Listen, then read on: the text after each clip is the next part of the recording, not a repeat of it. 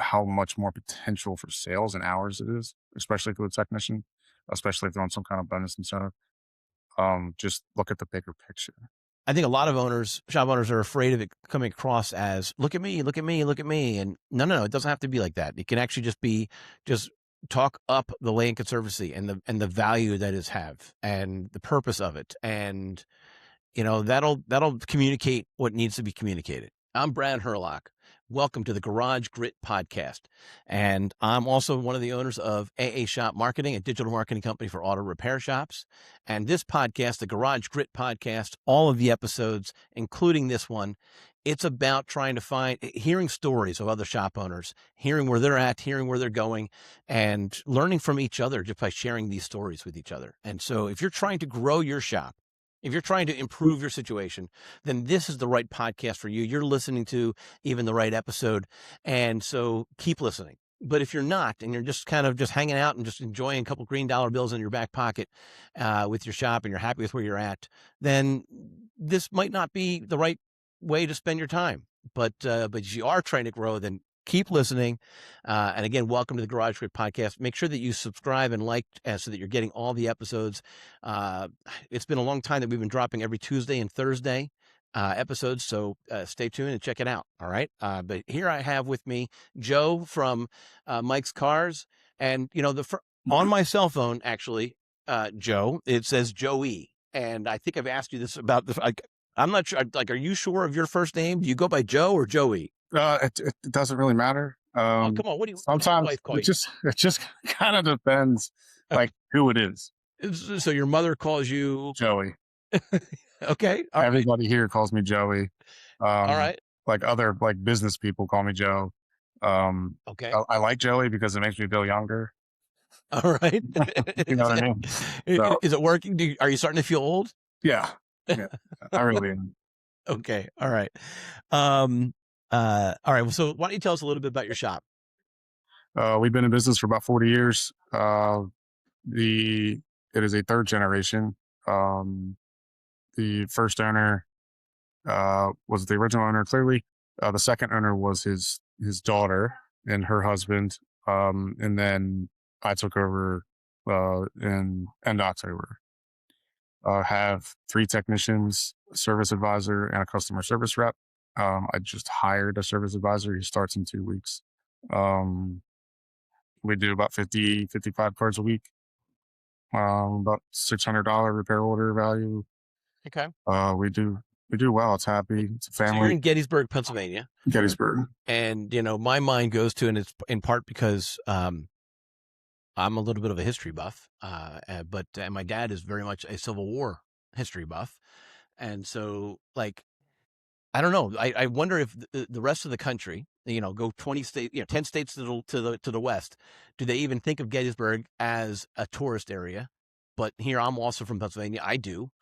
Is there a season? Are people coming by year round?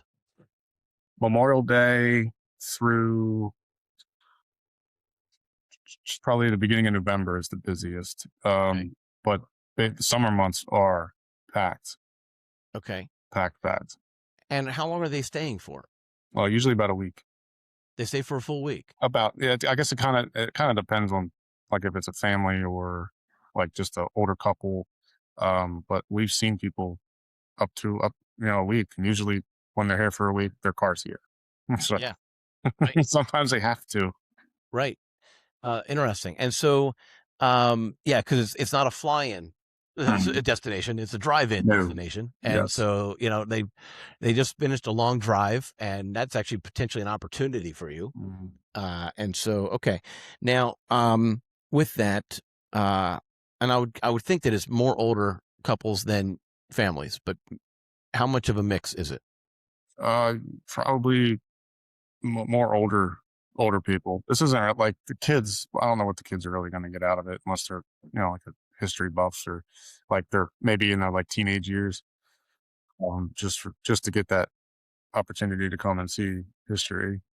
There's not a lot to do except for the battlefield. It's just not a whole lot. I mean, there's restaurants and stuff like that, but there's not a whole lot of right. It's not entertainment; it's education. Yeah. Mm-hmm. And and I recognized that as I got older, my interest in history increased. And I also recognized that my interest in history increased with a particular college professor, because he didn't just spout out a bunch of dates and times. He actually went into detail on the personality and the perspectives of the people in certain time frames. And I did find that interesting. That was actually more interesting than just the dates and times.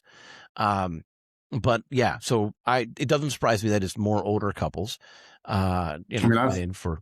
I've lived here all my life, and honestly, I'd never did a tour. I just drive through it. Okay. All right. Hometown. So, but I mean, I live it, so I don't, and I don't know a lot about it. You don't know a lot about I it. don't See, know. I'm guessing that there are a lot of people in Philadelphia that have never visited the Liberty Bell. Correct. Right. Right. Yeah. Yeah. So it's, I don't know. Maybe that's a comment to make on another podcast, another topic. But for us, when they've come in after a long drive, what are they usually coming in for? Uh, To you, not for the battlefield, but I'm saying to your shop. Honestly, cars don't break down like they used to. So usually it's like, So are you out in the parking lot, kind of like ripping out hoses so that they call you in the morning? Like, what are you talking about? so it's like we get like tire repairs, and it's the older vehicles. A lot of times it's like brakes and suspension stuff, because a lot of these people are coming from states that don't have state inspection, like Maryland, and they just Maryland has one, like I think one inspection when you buy the car or whatever. But a lot of it is usually it's safety stuff. All right, so they're coming to you because they've got a brake issue or a suspension issue because New York, Pennsylvania were pothole homes for just the region of the country. The roads have issues with the temperature change, right? So and so they're coming for you, and then you find other things that were wrong. Yeah. Well, I mean, we do our typical courtesy inspection, and then Yep. see, you need to come in for brakes, and then you need tire rod or filters, or you sell brakes, and you got to sell brake fluid flush, and it's just like it's a lot of it. You want to get some of the upsells, but you also don't want to make their trip absolutely miserable. Right. Yeah. Right. That's also very interesting. You're educating them first. Yeah. They're on vacation, for crying out loud. Don't give them a $3,000 bill. It's an educate. Yeah. And then the way we treat them while they're here. So like if they need a courtesy car, we have 3 of those. We'll let them take the courtesy car, loaner car, or, we're going to take them back to their hotel, or if they need a rental car, we're going to take you to Enterprise. And sometimes we even set it up. Like we'll call Enterprise, we'll handle it, and then we'll take them over, and then it's done. So it's just a matter of, how you're only doing that when your courtesy cars are all out, or you're doing that because you know that they're going to be driving extra and they don't just need a ride to, like, what's the difference between your loaner cars and your and when you take them to Enterprise? Well, I mean, our shuttle, we'll shuttle them to like Enterprise, or shuttle them back to their hotel. But if they need a loaner car, those are available as well. Through you or through Enterprise? Through us. Like we have three loaner cars, but if we don't have any. Got it. That's when you then drive them. You set it up with Enterprise. Okay. Yeah. Now, or they have to drive home. What's your setup with the loaner cars? I have 3. Just they're 3. One of them is a old family car. It's a Subaru, and then the other 2 we bought about 5 or 6 years ago. Used 2 used cars. They're not really anything special. But there's a time when I want to be able to get like a higher end car for those higher end customers. But those are less long term goal. It's a longer term goal. Okay, so with the do you how do you manage the how are you managing the paperwork of the loaner cars? All right, so we have a release form that they don't smoke in it. They fill the gas up where they had it. Any type of polls they go through, they're responsible for them because we've gotten those bills. Tickets, and then the cleanliness of it. They're responsible. But that's your own. But you've actually done your own paperwork on that, or are you using a software system or an application? We did our own release form. We had the insurance company help us with the release form. Okay. All right. Good. Okay. I only asked because we actually had an I'm trying to remember the episode number. Maybe I'll look it up real quick. We had someone from Shop Loaner on our podcast. I'm trying to remember the name. I'm gonna have to look up the actual episode number and post it. But we were talking about how they just make it easier for handling all those types of things. You said you got help from the Or insurance companies, help so write that it. was useful. I When's the mean, last time you actually updated that? it's only a piece of paper. You know what I mean? Like, Okay. reality, what kind of legal standpoint do you have? Yeah. So maybe one option for you guys, if you're listening in, is to go to your insurance company and try to get that paper and set up done correctly. What's that called? What was that? Go out to episode 34, which was published on September the 4th of 2025 for Shop Loaner, shoploaner.com. And when you do that, make sure you reach out to Laura over there and ask her for help, and I'm sure they'll do it. So, but yeah, so it's I think it can be a tricky thing.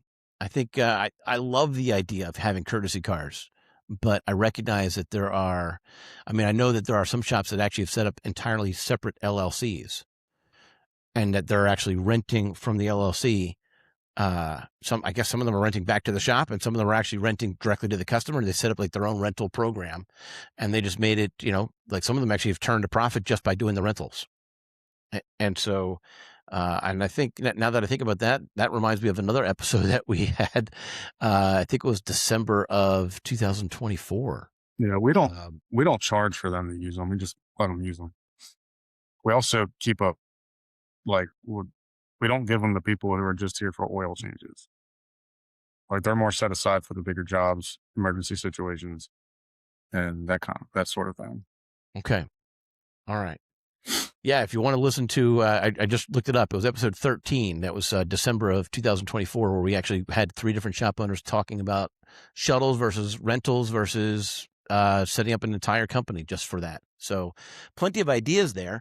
And I like where your head's at as far as how often are your courtesy cars out? All 3 of them are here right now. Usually one of them is out. Okay. Out. Usually one of them is out at some point. Like, not some point, but at one point.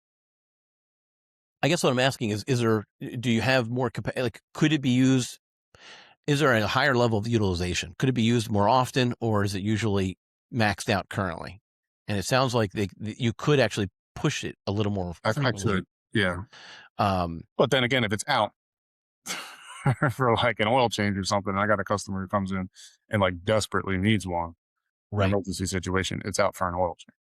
You know what I mean? Right. You're going to keep a little bit, make sure that it's actually a need situation as opposed exactly. to anybody. And some of the customers don't really need it. Right. Yep. But it's a service that we offer, and it's a service that we provide. It's just, you just got to watch the taking advantage of it. I get the sense that if we looked at your customer base, that there would be a larger percentage of people over the age of 50. And so now I'm wondering, on that higher end of that, how are they doing with DVIs? I know that we've talked about DVIs before we started to record, and just to get everyone up to speed, Mike's Cars loves DVIs, right? You guys are big fans, and you've been doing it for a long time. So I'm just kind of curious how that goes over. The exaggeration would be my own parents. They would not know what to do with that. They like it. It's a matter of when they drop the car off, educating them on what they're going to get. So on the customer, when they come in, it's, the whole, welcome process. Technician's going to go over the car. They're going to do the DVI. Service advisor is going to go in and edit it a little bit, provide an estimate, and then we're going to send you the DVI and email or text message, whatever you prefer. And then they're already prepared for it. And you almost always get feedback of how good it was. It's great that you take these pictures and these videos and it's so in detail. So 90% of them like it. Okay. And I like that you're doing videos. When do you do videos versus pictures? Suspension components, noises, leaks.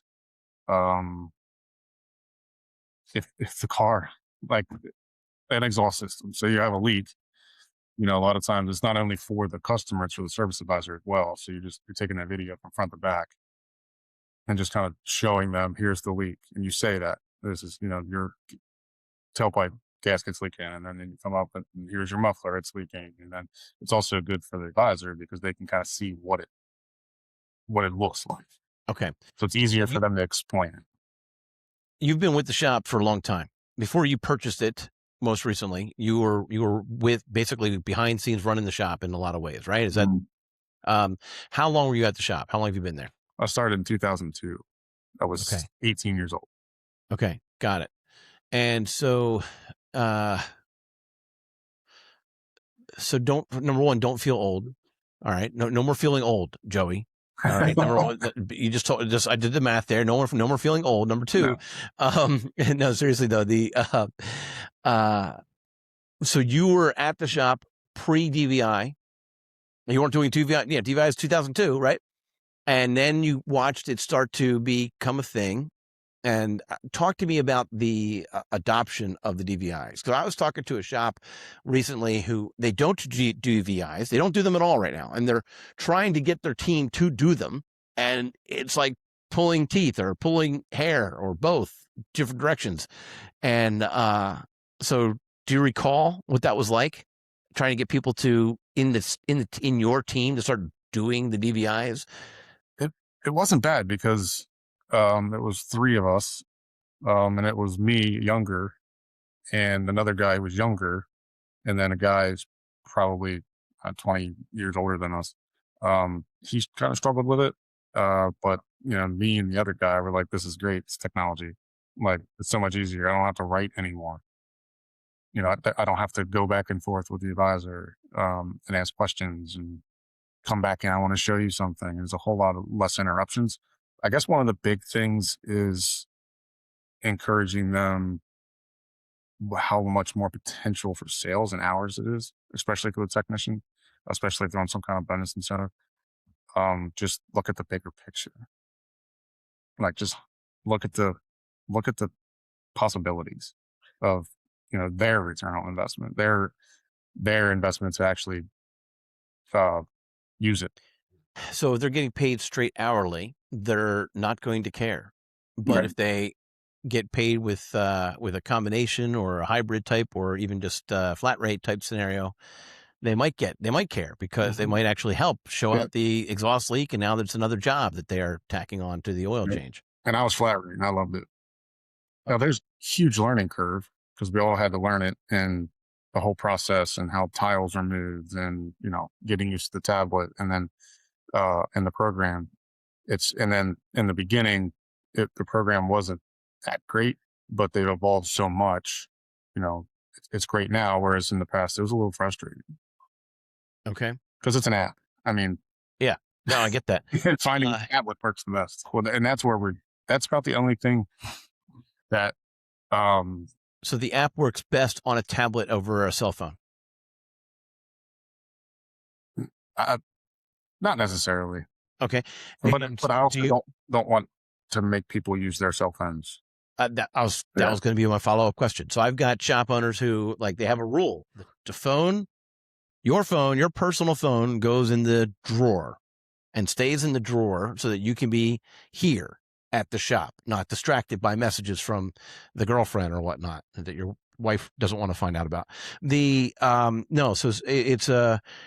So you provide the equipment, those tablets, and that's what they're using. You're not requiring them to use now phones. We really struggled with the iPads. It was just connectivity and being slow. And then I went to Samsung, and then the pictures are awful. So I gave the technicians the option. You can use your phone or you can use the tablet, but keep in mind, it's your phone. You drop it, it's your problem. You know, I'm not going to be responsible for that, but I've given you an option. Okay. To what you wanted to use. So, all right. So what's going on at the shop? How many of them are actually using their own device versus the two tablet? of them. All right. Yeah. And are the pictures bad because of the Wi-Fi? No, pictures are bad because of device. Yeah. I mean, phones, and I feel as if the phones, the guys using the phones, they're better pictures no matter what. Mhm. And when I have to use it, I use my phone because I don't have a Okay. tablet. I just use my phone. I prefer the phone, Okay. and it's still the same setup. Like everything's it's the Yeah. exact same. It's just Right. it's on a smaller Right. piece of equipment. So I prefer it. I think the pictures are better, Okay. which makes the pictures better for the customer and the service advisor. Of course. Of course. Okay. The only Uh, thing downfall with the tablets is they don't have lights. Like there's not a flash. oh, that's probably why it's a lighting issue. It's probably that's why the pictures are Yeah. probably grainy. Yeah. Okay. Yeah. Okay. Got it. Interesting. Okay. So, um, so the customers like it. It's not an age. There's no barrier because of Mhm. age, especially since you've actually preempted with them. Do you even like just say, "Hey, you're going to get a text message," or do you actually say, "Hey, here's what it's going to look like"? How much education are you doing in that process? All of it. We just tell them we're Yep. getting a text message and an email, and this is what it's going to look like. Pretty So much. you do show you kind of here's an example. You do show them an Mhm. example of what it's Yeah, I mean, what the case. not all of them. You know, you get that That's bad. the ideal situation is that you actually walk Mhm. them through so that they're a little bit more ready Yes, to. and then it's all broke down on like auto vitals. You get like there's green, red, yellow, and we use purple as well. Purple is when like time and mileage services, where the advisor would go through and edit it, and like if you do for a brake flush, she'll say, well, it's due by time and mileage, and it turns that to a purple down to the purple section, Okay. and then we have state inspection, like that's a whole different color. If Okay. it's here for state inspection. Right. Right. And most of your customers are local. I mean, you get Oh, the tourist customers, but most of your customers are still oh yeah. residents to the Yeah, area. and we have different courtesy inspections too. So if a customer comes in for a bulb, like we still do the courtesy inspection, but it's at in a smaller Okay. detail. Like it's just fluids, tires, and lights. Mm-hmm. But A that's little bit more and streamlined. I don't really require the pictures. So we're averaging about 15 to 18 pictures per ticket. Okay. Huh. Okay. And we take pictures of good things, bad things, Sure. the car. We take pictures of the exterior to save our gas, Right. cluster, oil change sticker, fluid trays. Yep. Yep. So I would think that taking pictures of the good things add credibility to the things that are bad. Oh yeah. Right. I Absolutely. mean, Yeah. You just don't want to take pictures of bad shit. right. Yeah, Right. you know? Because then it just looks like you're trying to sell them more stuff. Like, no, here's your assessment of a vehicle. Here's what's good. Here's what's bad, and here's what's next. And that's the whole thing. Okay. So so what are your goals with trying to grow? You just took the shop over in November. Mhm. All right. What's next? Uh, being able to hire another technician, we have 4 bays and like be able to use that utilize that fourth bay. Okay. Um, What's but there now? Is it just like when just leftover space? It's just collecting. it's actually it's a 4 post. It's a drive on rack for our alignment. Okay. Yeah. All right. So you would lose that, I would, but you would. I would lose, yeah, I would lose the ability for any other technician to be like, hey, I need this overflow bay. Mhm, I have this car disabled. I need to use this bay. So mhm. you're going to lose that. That's probably the biggest thing is losing that. Yeah, space Yeah. for toolbox. That's where my tire machine's at. Okay. All right. And so you've been working there since you were 18, and you probably had a family-like relationship with the past owners, Oh yeah, they're like parents to me. and you still stay in touch with them? Absolutely. I You didn't just pick up and move to nope, Florida? nope. They're Are like they st parents. are they still local? Yep. Yeah. Yeah. She still comes in, says hi, and she still helps me with a lot. Like if I have a question, I'll text her. If I need her to help me with something with QuickBooks, she comes in. If I have a question for taxes or that kind of stuff, she's always here. She's 10 minutes away, wants to help. I mean, she's they're amazing. And the old owner, Mike, he is a CEO coach for ATI, so he's extremely intelligent when it comes to the industry.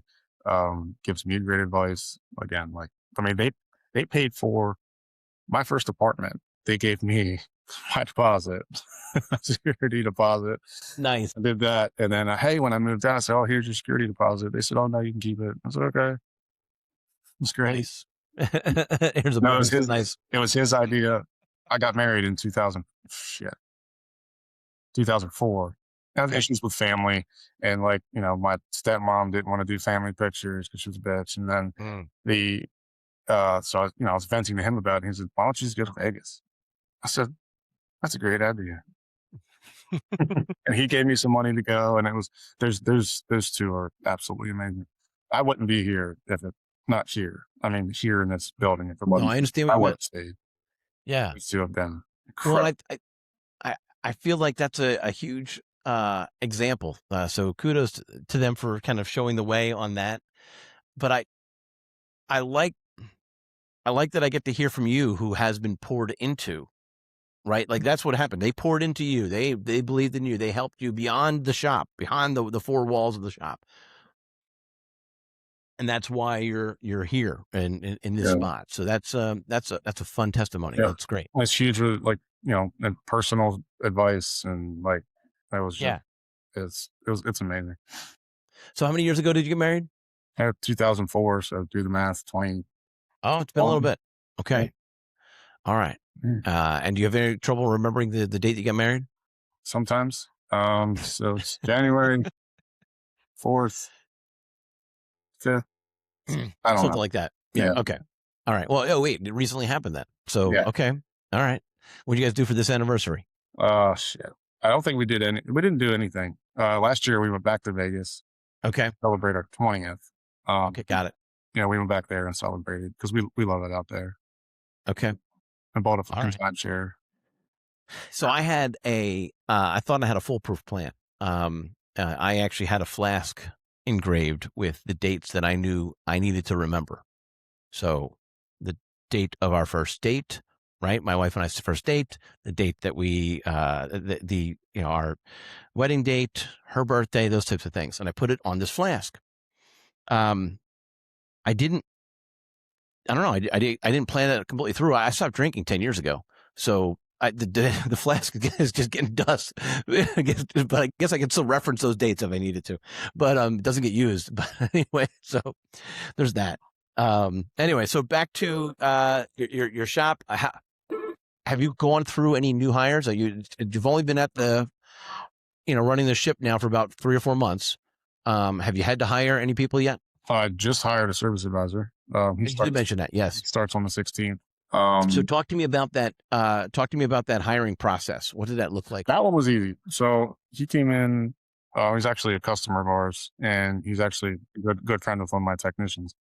So I kind of known him for year. Super nice guy, super nice. Really good, like very well spoken. Um, and I didn't even put an ad out.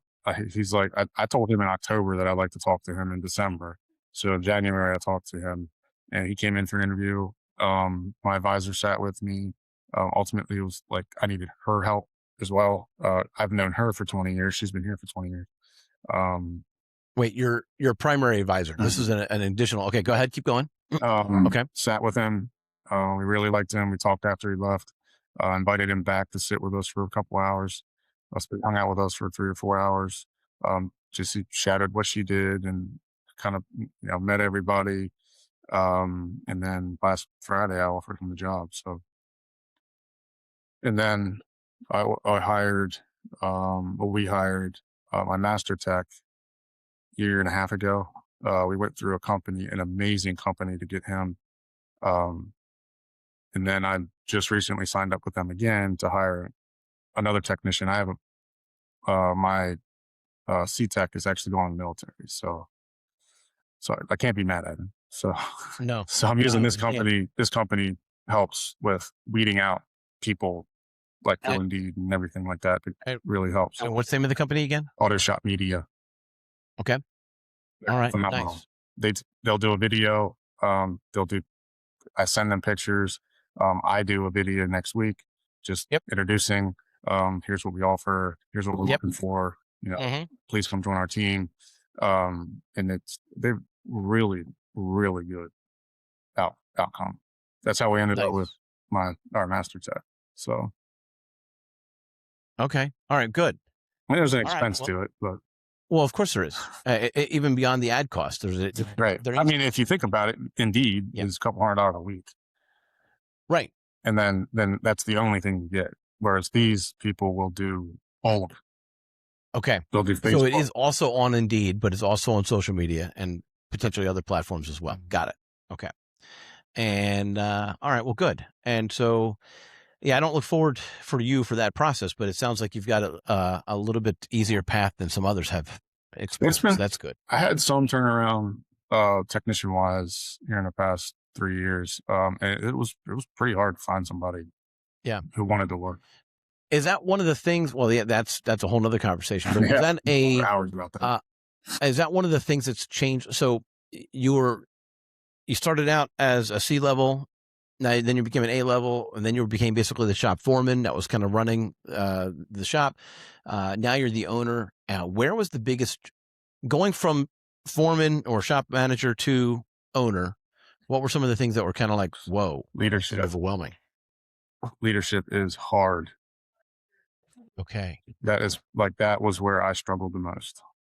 And that Tell me was, more. I was supposed to actually purchase the business about 2 years ago, a year, 2 years ago, but they weren't ready. I thought I was ready, but I was not ready. It was all leadership. And they, So what does that mean? I mean, leadership's a buzzword, right? For many Yeah. people. So talk to me what you mean by leadership and what did you do to get ready in the last 2 years? got my head out of my ass. Okay. All right.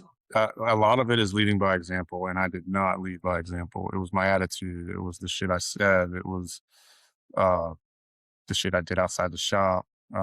Just stupid stuff that, they see you. They're basically interviewing you when, like, you know what I'm saying? Like, I went to buy the shop, they have to look at me as a leader. They have to look at me as an owner. But that was awful. And it really, right now, like when it comes to owning the business, leadership, it's tough. You have to be a good leader or you won't succeed. So leading by example, you're talking about the attitude. You're talking about what else? Like the way I treat, Showing up on time. yeah, showing up on time. At 5 o'clock, I was done. I was out. It don't matter how many was here, who was still here. 5 o'clock, I was out, and that's not fair. Like that's not like I'm the leader. I have to stay. I have to be. Are you the first one to show up, first, last one to leave, kind of thing now? I'm here at 7 and I leave when everybody else leaves. But the thing is, like, I'm the kind of guy, and everybody knows it. I do not want them to have to work that 5 o'clock. I do not like it. It's not a pay thing. It's a respect thing. People's family life and personal life is extremely valuable. I'd never expect them to stay. If they want to stay, they'll stay. But I never, like, I'm very firm on being done at 5 o'clock. Yeah. So you can't grumble about something that's happening to your coworker anymore. No, I do not. And that was big too. That was Okay. big. It was, is talking about other coworkers to other coworkers. Because then I was just a coworker. Right. I was foreman, kind of second in command. And you get an employee that hears you talking shit about another employee like that, like you're not ready to lead at all. What? If you're, my mind goes, what do they say about me when I'm not in the right? Yep. Sure. And we had an issue with a service advisor. We let him go, and he was kind of an instigator. Okay. And then him leaving really kind of changed me. Like toxic. So him leaving was a good thing for you. So It was huge. His instigation was, yeah. And that's absolutely a situation that's common. Like I've actually heard other people refer to it as a cancer when you've got some. Oh yeah, no, that was the term. Yeah. Okay. That is the term. Okay. And you've got to remove it, just like an actual cancer, just like a cancerous cell. You've got to actually remove it before it spreads further. And I think if you've owned a business or owned a shop, you've experienced that as well. So at some point, you weren't the one that had to remove him. He was removed by the owner. It was a mutual decision between, like, we had a Shelly and I had a conversation about it, and we just kind of came to the conclusion that it was time. Shelley wasn't the person that was removed. Mike and Shelley. Mike and Shelly were the old owners. Okay. Shelly ran the business. Okay. Yeah. Got it. All right. All right. So leadership and an attitude attached to that, and also just being attentive in the industry or in the business, and being attentive to the people and what their needs are. Do you see yourself trying to pour into some of the other employees the way that you were poured into 20 years ago? Oh yeah, I'd love to. There's a guy, one of my techs races quads. I go to his last year. I went to one of his races. The Just to support him. Right. It also kind of depends on what feeds them. Like what, like him. It was like I was present with him. Like I went to go see something I was interested in. Like, and then you have another employee that just it's like, how about some cash? Right. You know what I mean? So, Yeah. but yeah, I play chess on the weekends. You want to come watch? yeah, not really. So, okay. Yeah. So, yeah, some people are like, they want you to be involved, or just aware or show interest in what they care about. And others are just like, why don't you just give me money and leave me alone? Right. And I feel like the first group actually have more long-term potential Yes. than, that's kind of how I see it. Yeah, I see a lot of him, my technician who races quads. I see a lot of me in him. Okay. Just from his work ethic, and the same type of thing. I love the money, but I really like the pat it on the back, and I really like somebody to be present and listen, Yeah. like Mike did, and like enjoy, like goes, like what I did with the quads. Like he would be present and just, Right. what I mean. Right. And you don't know how that's going to turn out, but like maybe they'll be there for the next 20 years. Maybe they won't, but it's still a good practice to put into place. You're still being a part of your immediate community, right? In many ways, like that's what we're talking about. Your immediate community are your team. These are your employees, Mhm. but then you're also involved in your potential in your greater community. Or do you guys do anything as far as like Chamber of Commerce or Yeah. local events? What are you guys doing? We do Dollars for Scholars, which is a scholarship to a certain individual at the high school. Like I did a travel team softball thing. The Land Conservancy is huge around here. We give to that, Mhm. and a couple other things we do. Now, are you posting about those things on social media, or are you just quiet about those things? We're kind of quiet, which is something I do want to change. It's not that, oh, hey, look what we did. It's more of a, look at the opportunity that we were able to do for the softball team, and then Right. thrive about the softball. Like this is what they're doing. Yeah.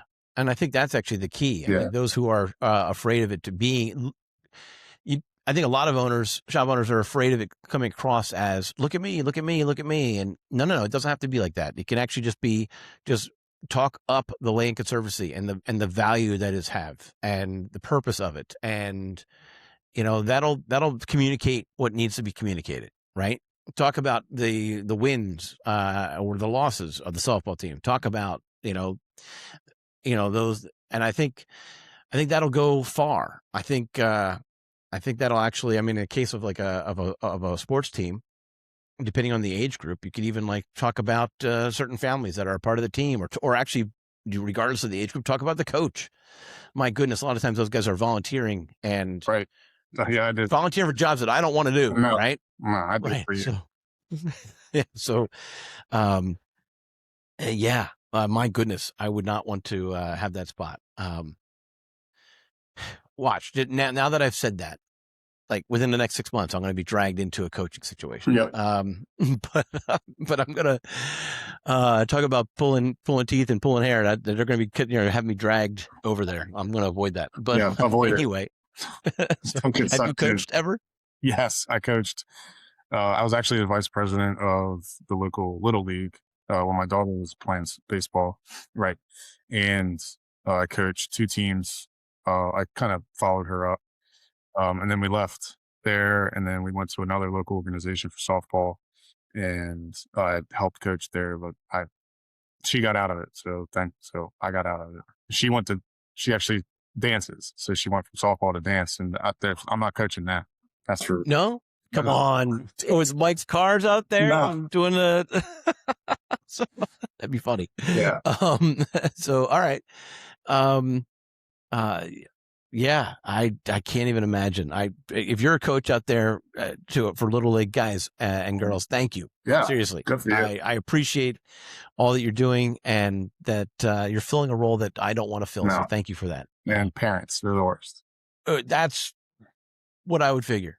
That's what I would figure. And I think I would get a lot. I think a lot would yell at me if I was, because I wouldn't put up with nonsense, right? So like I see these like 6-year-olds or 8-year-olds messing around while they're waiting for their turn to dribble the soccer ball or whatever the case might be, right? And so I see that, and I think I would yell at them for Oh, I messing was so around, bad. right? Well, And and the the next thing thing is, you know, I'm in trouble, right? and So my there's always that coach. Well, a lot of coaches are like, my kid's the best. My kid's going to play this. My kid's going to play this. I was total opposite.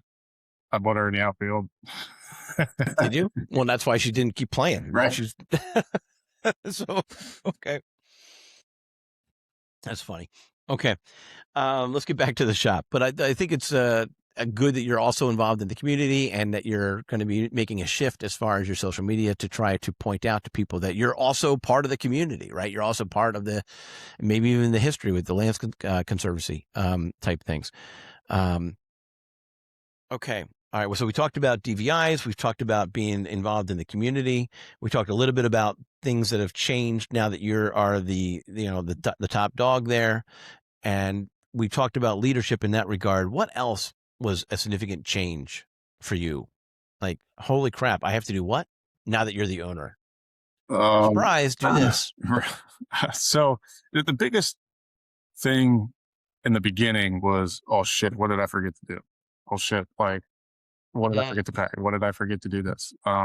So that was like the first month. I'm like, did I sign up for this? When do I have to pay my taxes? How do you use QuickBooks? Holy, like, and if you look at your bank account and you're like, oh my God, like, Yeah. like, Right. like you have money in it, and you're like, oh, what am I supposed to do with it? Like, and then as an owner, like a fresh owner, like I'm like, in the beginning, I'm like, like I want that money. Right. But Right. How do I get how do I get that out of my bank account into mine and not, yeah. not lose the business? Right. It was just learning everything, really. And knowing when to turn it off. I vowed to myself when I bought the business at 5 o'clock, I turn it off. Completely turn it Except off. you don't. You even say sometimes you actually have to stay a little bit later. Yeah, but when I leave the building. That's what you're talking about. Yeah, when I leave the building. You're not working 24/7. I'm not. No. Good. No, I don't, like, if I get an email and I know it's work, I won't open it. And,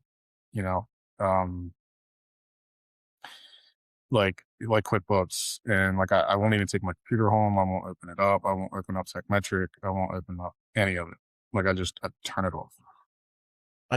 I think there's value in separating that for your own head space, right? For your own family's sake. Yeah. I think there's value in being able to separate those things and being present at home when you're at home, than being present at work when you're at work. Right. And I don't see, like, my wife helped with the previous dance studio we were at, and I didn't see her till 8, 9 o'clock. And like, time is valuable. Now she's home. I sure she don't want to be working while she's home. Just, it's just not something I want to do. And there's a lot of stuff I have to do. Like, should I take it home? Probably, because I have a lot of shit to do, but I'm just vowing not to. Yeah.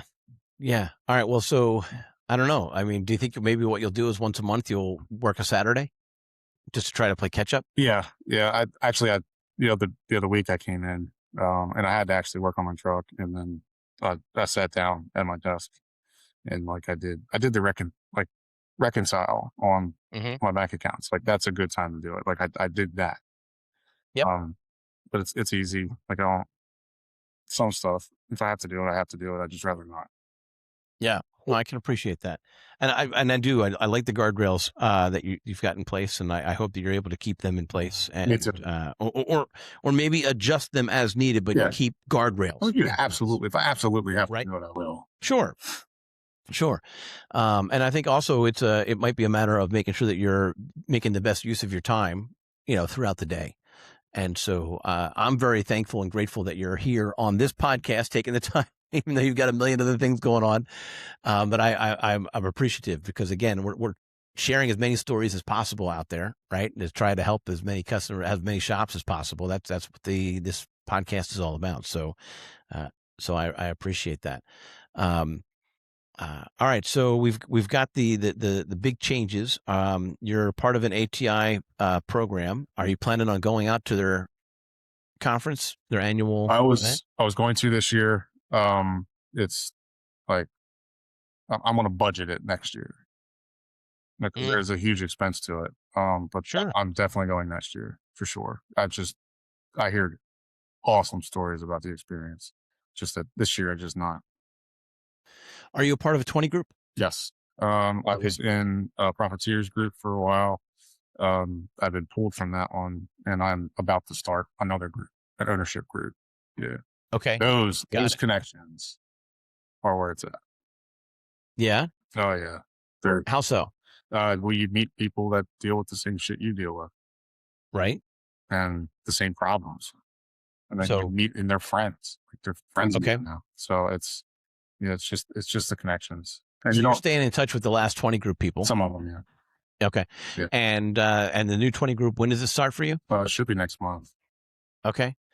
All right. Now, did you do any shop visits in the Profiteers section? I did not. I was only with them for a year and a half. For a little bit. Yeah. Yeah. And so do you expect to do those deep dive visits? Is it part of the 20 group? I hope to, because there are some shops that are more local. But I'd love to. Yeah, definitely. Okay. I've heard stories of, you better have, if it's your shop that's being evaluated, you better be prepared to, have thick skin, I guess is the best way to say it. So I'm always curious to hear stories about how that's set up and what people are doing with that. And so I might have to check in with you after you've gone through one of those and let me know how that panned out. All right. Well, good. Well, so I want to respect. I know that you've got a million different things going on, and I want to respect that and let you get back to it. But thank you so much for being on the Garage Grid podcast. And whether you're a new owner or an old owner, trying to figure out your next marketing step, that can be a little bit difficult. And so what we do as part of the Garage Grid podcast, right, is also as part of the AA shop marketing that we're attached to, is we're helping shops even figure out their next marketing step. And so you can go out and go to addi.me/jumpstart. That's addi.me/jumpstart. You fill out that quick form, you select the free option, and our team will actually do the research for you. They'll actually come up with, look at your competitors, you look at your footprint, look at your area, and then come up with your next best marketing step. Now, that's not going to be the holy grail. That's not going to be everything. You're not going to all of a sudden make $1 million as a result of that. That's just your next step. And when it comes to digital marketing, when it comes to all marketing for repair shops, it's something that you're constantly working on, constantly building, constantly figuring out what's next, what's best. And so that's how our way to give to the community, by just telling people their next steps and go from there. So that's addi.me/jumpstart. All right. So again, Joey, thank you. See, I called you Joey there. You feel young? All right, Joey, I thank you for being on with us, and I hope that you'll continue to be a part of the episodes going forward. Thank you so much.